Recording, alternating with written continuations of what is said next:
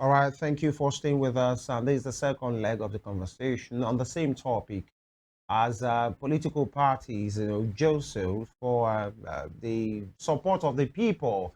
The People's Democratic Party, which, you could call the main opposition party in the Sunshine State, had their flag giving ceremony that had some leaders of the party, Governor Sheyi Makinde, who is the leader of, the team in the Southwest was there, Governor Adeleke of Osun State was there, and other leaders as well. And they are saying they are ready, to make Governor Loki Aiyedatiwa to pack his loads. But we just spoke with the APC representative who said political parties can brag all they want, that even the PDP, they are almost non-existent. But we have the publicity secretary of the People's Democratic Party in Ondo State with us, Kennedy PERETEI, and to answer if actually his party are almost non-existent, irrespective of the ceremony they had a few days ago. And Honorable, good morning. Thank you for coming through. Thank you so much, and thanks for having me, and thanks for always providing this platform. All right. That it's a worldwide platform. Thank you so much. All right. The APC, we just spoke to their representative who said they are just waiting. It's more like they are waiting for the day of the election. And if the election is held, even this morning, they are very sure of victory because they have done what they should do logistically. They have the support across board. And the governor, Aiyedatiwa, in spite of spending 10 months in office, has shown that he's the man for the job and that your party should just rest. Do you agree? Well, you see, I have come to realize that the APC is continually, living in denial, and it's very ridiculous. Shortly before this time, they will tell you, oh, the PDP is dead in Ondo State. And we say, okay, just give us the democracy pact that was due by the PDP administration for us to do our flag off. It was denied us. You say a party is dead, and you are afraid of just the shadows of that same party. So I do not intend to join issues with them because when the PDP Akure South local government did what they call a road show on Monday, Akure was practically shut down. One local government out of 18 local government, and they have it of good authority that the governor called the supporters and his appointees in Akure. But he told me that Akure has no PDP again. All these people that came out of the road, where did they come from? And I was surprised when they were saying that at our flag off, that we brought people from Ekiti, Adosho, and Oyo. I was just laughing at all these people always deluding themselves. There was not one person from outside of Ondo State in that venue, apart from those that came, our dignitaries, like Sheyi Makinde, Adeleke, and co, probably came with their aides, who were just officials of the governors. So we had a fantastic show, and they have not lost. They have lost sleep since then. So they lose sleep. They kill threatening people. They call our supporters who don't do us like this now, and the next day they come on air to tell us that the PDP is dead. So it's just less than 30 days or thereabout, and the hens will come home to roost. So I don't need to join issues with the Kaloro or any of them who say that the PDP is dead. They will find out by themselves. All right. Yeah, Mr. PERETEI, one would say your candidate was formerly of the APC, who was forced out of that party and from the administration, because in our hands we have, people are saying it's the battle of two former deputies, who one has gone ahead to become the governor now. The other one is seeking the post of becoming the governor. He left the APC for another party and now to your party. And many persons will say he's a political journeyman, and then maybe the PDP had no option than to just settle for him. And whatever he's bringing, the APC already knows it. So what edge do you think, His Excellency on Agbola has on this election? Because he was formerly of the APC. They rather say, we know him, we know the strategy. So what is he bringing? Now let me explain something to you. The governorship candidate of the PDP is an aboriginal PDP member. What I mean by aboriginal in this sense is that he was elected local government chairman under the platform of PDP. He was elected member of House of Representatives under the platform of PDP. It was divergence of interest that took him to the APC. So I call that journey in the APC something like sabbatical. It was actually a sabbatical leave. Oh, and really? when he couldn't continue with them, he came back home. And don't forget, it was not as if a ticket was dashed out to him. No, there were 5 other contestants with him at a PDP primary governorship primary held at the Dome, where he won. He won other aspirants to contest with him for the ticket. So he's a thoroughly grounded and properly grounded member of the PDP. Like that's on the one side. And on the other side, you are talking about the battle of former deputies. There are deputies and there are deputies. We are talking of a deputy governor that has always lived with the people here in Ondo State.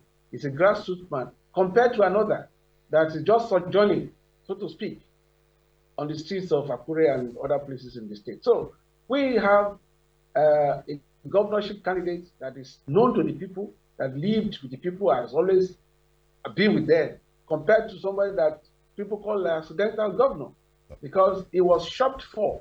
We felt that the APC felt that Ohiolei was troublesome. They wanted somebody that was more malleable, so that they could manage, so that they can just dish out instructions to. So those were the qualities that made him suitable for deputy governorship slot. But incidentally, as fate to have it, he's now governor. And that is why in 10 months, there is not one single project that has been commissioned in Ondo State. And we say that Ondo State people are really, really unlucky to have a lucky that you as their governor. And that we have serialized. Ironic. We have already done the 6th series as I did before yesterday. So Ohiolei is a grassroots man, is loved by the people. When the governorship flag off took place in Akure, all the shops around Oba were literally closed. They were jubilating. Oh, thank God. We now have someone that will deliver us from the shackles of poverty and hunger that has become the order of the day under the APC government. So I don't have any doubt at the back of that we have an advantage in this election. Yeah, before my colleague comes in, ask you a question. You have not answered it. Let me ask it again. Apart from you saying he's an aboriginal, member of the PDP, it was circumstances that took him all over the parties and now he's back home. I'm asking, in clear times, what are his advantages? What can he show? What do you think the people we bank with as November 16, approaches? Okay, let me answer you pointedly. Ohiolei has a pedigree. He has been tested. He was elected as local government chairman. The projects that he executed at the local government are still there that the people can point at in terms of schools, hospitals, roads that were graded, and so on and so forth. Bridges, food bridges, as the case may be. Then he was also elected member of the House of Representatives. He was the chairman of the House Committee on NDDC. So the projects that were implemented at that time are still there in the mandate areas. So, and that's what I said before. You said I did answer the question. I said he is known. He has always been with us. He has been tested. He has held offices, elected offices under this PDP government in this state. So he's taken something, he's already given to the people as his own background, his own scorecard, that me when I was here, when I was elected to so offices, these are the things that I did. And somebody else is now at the head of affairs as governor for 10 months, and there's something to show for it. So that is where the advantage comes in, what he has done before, standing to his credit as achievement. All right. When he held office in the past. Honorable PERETEI, you have mentioned the fact that the Guber candidate, under your own platform, Ohiolei has some track records that the people can see. We just spoke to the APC, stakeholder, some minutes ago, and he said that the PDP has no policy document. That at that particular flag off campaign, the PDP released no policy documents, spoke about no policies that they want to implement when the governor comes on sits. So we have you now. Is that true? And if there was any policy document that was released, would you like to tell us about it? I will share with you. Please do. There is a 7-point agenda, which was actually unveiled at Radisson Blu Hotel in Lagos, maybe about a month ago. And before we went to It Lagos, was unveiled in Lagos. I'm coming. No, I will want to still get tell you that what is clearly. contained in the 7-point agenda. I But want to say get that I was, clearly, Honorable Perete. You said the policy document was unveiled in Lagos. yes. Before we went to Lagos, it was first mentioned in Akure at the LUJ Press Center in Alawaka. So why go to Lagos to unveil the document? 7-point agenda. Why? Let's talk about the location, Honorable Perete. This is a document, a policy document for the people of Ondo State. So why go on to the Center of Excellence in Lagos, a Sanwo-Olu state, to unveil a document meant for the Akura people, for the Ondo people? Let me explain this to you. Please do. As media managers and those of us that are in the media, you and I know that in Akure, all the media houses only have correspondents, in the capital city of Akure. But in Lagos, the media headquarters of Nigerian media is in Lagos. The editors, political editors, and all of them were there. But it was not as if we were sidestepping Akure. The chairman of AUJ, Ondo State Council, was there when the document was first mentioned. But the official unveiling was in Lagos. So it was not as if the document was meant for the Lagos people. No, it was the media world. It was not a campaign. It was actually to help to maybe make it possible for the media to understand these are the things we're talking about. So that outside the confines of Ondo State, those that are the direct managers of media will be able to get the buy-in of what we are saying so that they can help us to educate the world in respect of what we want to offer the Ondo State people. So it was not as if we sidestepped the Ondo State people to go to Lagos. No, very far from it. Let's quickly talk about the document. What's in the document? There is a 7-point agenda talking about security, talking about education, talking about health, talking about agriculture, talking about infrastructure, talking about the blue economy of Ondo State that can be tapped. Now, let me start with the security.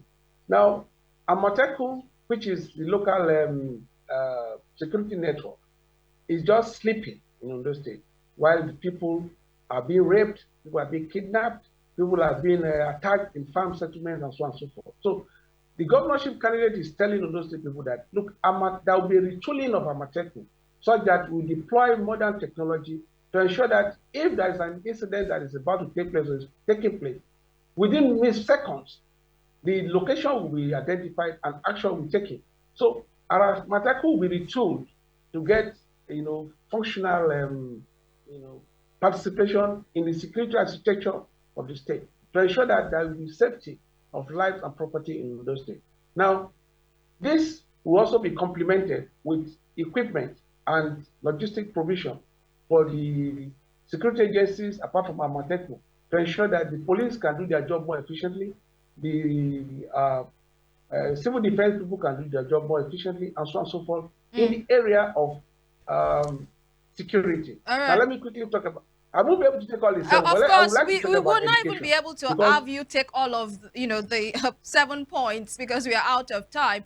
Probably at a later time, we'll bring you in and you can educate us more on the policy document. But very quickly before we let you go, because we are pressed for time, there was an election that happened in Edo State, an off-cycle election in Edo State in which the PDP lost that election. Don't you consider that a litmus test for what to expect in Ondo State? As a sitting party, exactly. Your party was in power and they lost to the opposition in the state. Are you bothered that what we had in Edo State, there might be a repetition in Ondo State? The results as announced by INEC, as far as we are concerned, are INEC results. Those were not the decisions, they were not the votes that were cast in Edo State.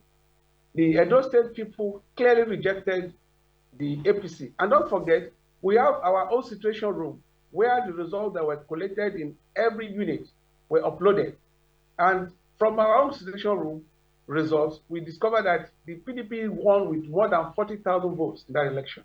But Yakubu and his cohorts, who have been challenged in court already, and apart from being challenged, there were observers who said that that election was marked with irregularities. So if anybody's relying on that election, that is not the true reflection of what happened in Edo. So that cannot be a sort of apprehension for us, So because we know are you PDP prepared won for in all Edo State. that in November 16, whatever the opposition might do, whatever other parties might do, whatever alliance that you are talking about? By the way, Governor Seyi Makinde, said the REC should be removed, and people are saying, excuse me, what if every politicians will always say REC should be removed because they don't like them, because they think they have something against them? Is that democracy?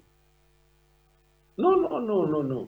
If you have not been found wanting, if you have not been found in a situation whereby your character or your activity are suspect, nobody will call for your removal or redeployment, as the case may be. But we are talking about the resident election commissioner who has been found to hold clandestine and nocturnal meeting with the governor of Ondo State. And how can you be the official of a referee of a football match, and you are seen dining and wine to one of the But you have not been able to prove that. Do you have evidence to prove that? Do you have any evidence to prove that aside speculations? No, it's not speculation. She has not denied it. The REC has not denied that she held meeting with Aiyedatiwa. APC has put out a statement denying that, debunking that. She has not made any declaration to the contrary. So we believe that unless you ask us to go to court to prove, that may be another leg of it. But we know that this has happened, and that's the reason why she's being called to. As we said earlier, of course, in the coming days we'll be having you, of course, to give us a sense of what is happening and what you are doing as a party. But this program this morning will not end, and I want us to do it in a minute without asking about your plan. Mr. Agbolah's plan for agriculture. Ondo State is known majorly worldwide as a cocoa state. Now, all those things have gone down. What is his concrete plan? Not that we are going to do. How is he going to do it? At what point is he going to be implementing what? I'm sure you as a person, Ondo people are waiting. Your candidate's plan for agriculture. Yes, is the how that I'm going to tell you. Yes, please. Because if I just say, well, we are going to have agricultural settlements, we are going to have improved seedlings for farmers, we are going to have subsidies for them so that we can have places silos where they can store their produce and so on and so forth. But now let's talk about the how. The how of it is that the funds that are coming to Ondo State are quite enormous, and that it is the application of these funds that have not been properly done so as to give advantage to our. Ondo State used to be the second highest cocoa producing state in this country.